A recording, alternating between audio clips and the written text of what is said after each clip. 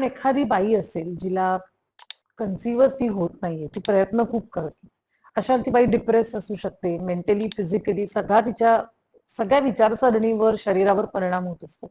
अशा वेळेला एखाद्या बाईनी कशी पॉझिटिव्ह स्वतःचं स्टेट ऑफ माइंड ठेवलं पाहिजे? अगेन व्हेरी नॅचरल टेंडन्सी तिची ती असेल वाईट वाटण्याची किंवा त्या इमोशन्स मधून जाण्याची. आय एम शुअर की तिचं स्वतःवर खूप प्रेम आहे.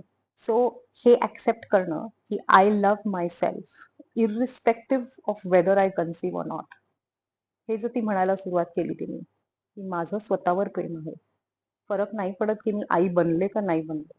Start loving your self.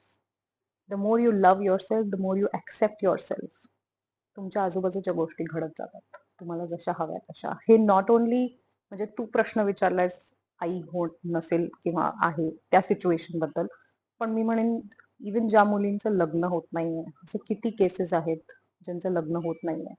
That is because they don't love themselves. तुम्ही एक पार्टनर शोधताय ह्या विचाराने की मी इनकम्प्लीट आहे आणि मला कम्प्लीट करायला पार्टनर हवा.